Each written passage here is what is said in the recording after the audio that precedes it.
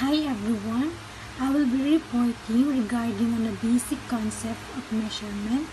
By the way, I am Nicole Upshal. But before that, let us define what does a measurement is. Measurement is the process of systematically assigning numbers to objects and their properties to facilitate the use of mathematics in studying and describing objects and their relationships. I have here also the two major issues of measurement. The first one is the levels of measurement, and the next one is the types of measures. I will explain later the meaning of the four major levels of measurement, which are the nominal, ordinal, interval, and ratio. And second is, we have to understand the different types of measures that we might use in social research, which are the survey research, qualitative research, scaling, and unobtrusive measures. Like what I said a while ago, there are four levels of measurement. The first one is the nominal, the second one is the ordinal, the third one is interval, and the fourth one is ratio. The first one is the nominal scale.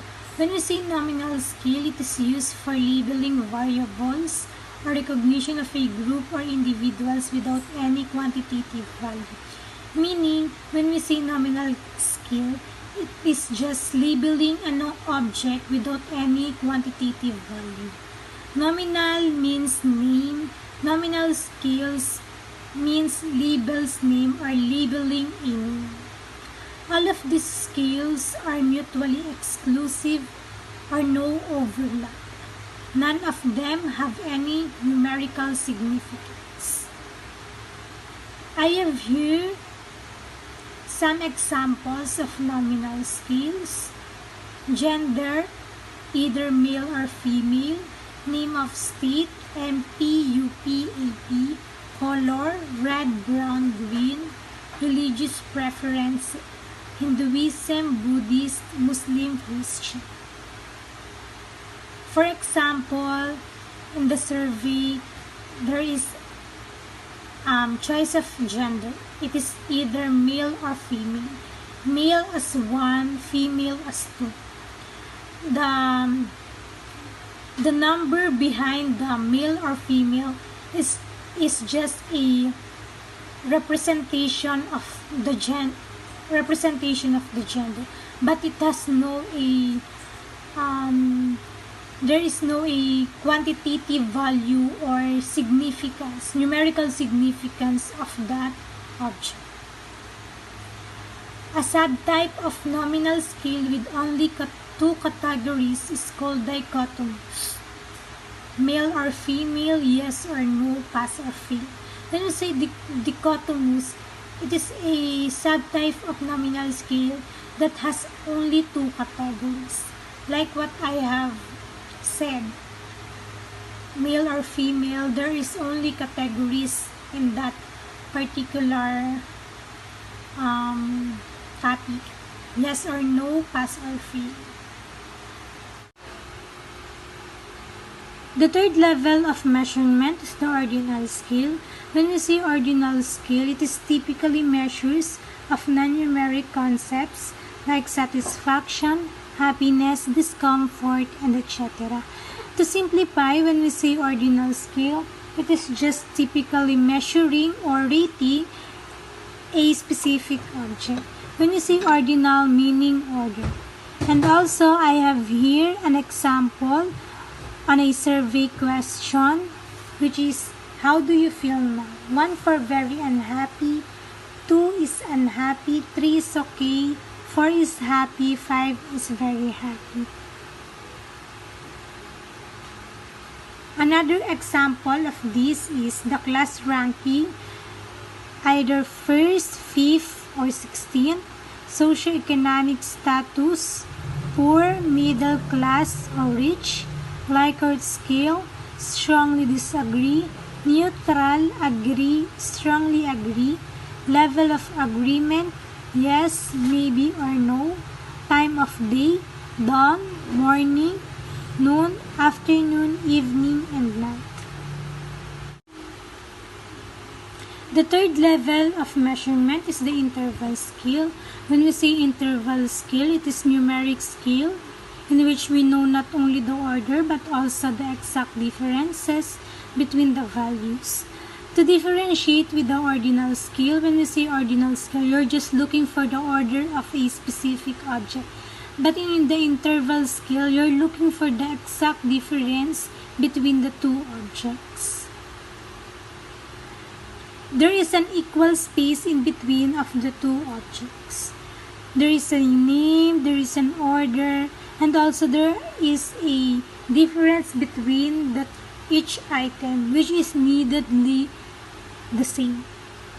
I have here an example for interval scale. For Celsius temperature, the difference between 90 and 70 degrees is the same as the difference between the 40 and 60 degrees, which is 20 degrees. Another example is for the time. The difference between the 6 p.m. and 7 p.m.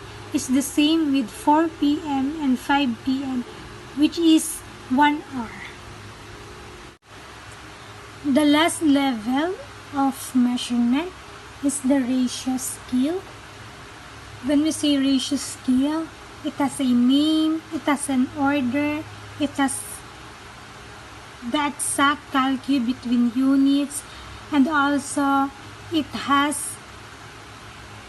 an absolute zero.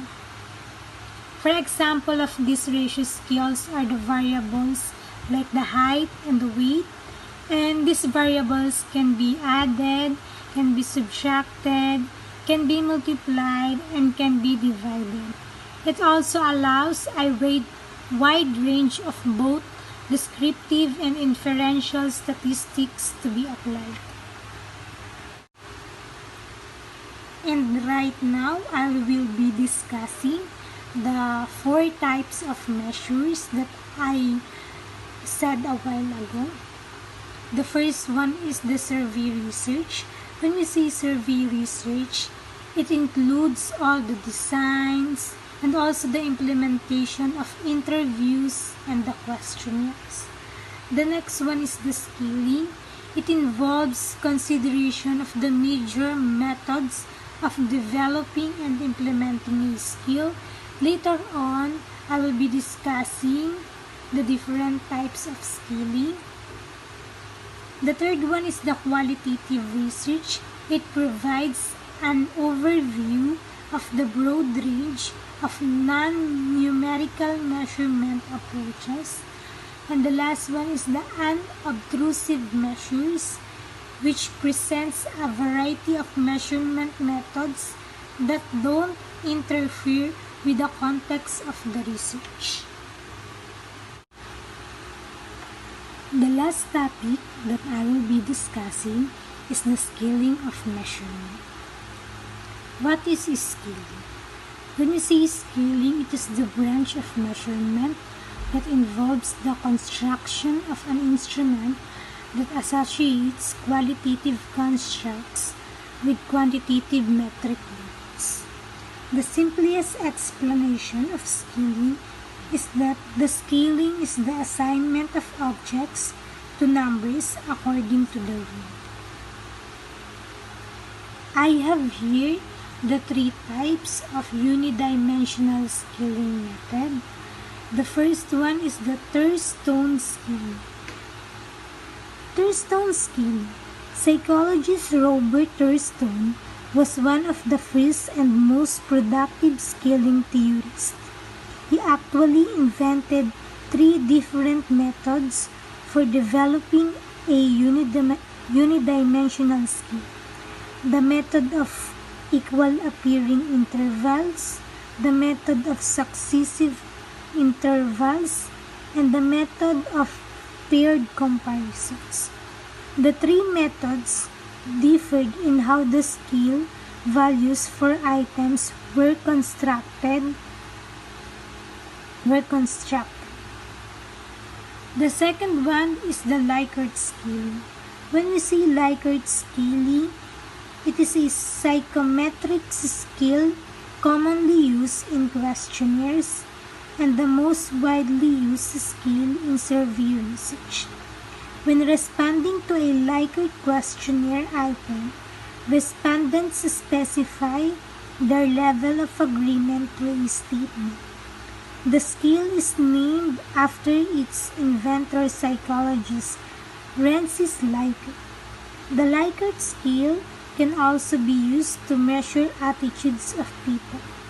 When responding to a Likert questionnaire item, respondents specify their level of agreement or disagreement on a symmetric agree-disagree scale for a series of statements. The third one is the Gatman scale. When we say Gatman scaling, it is first described by Louis Gatman in 1944.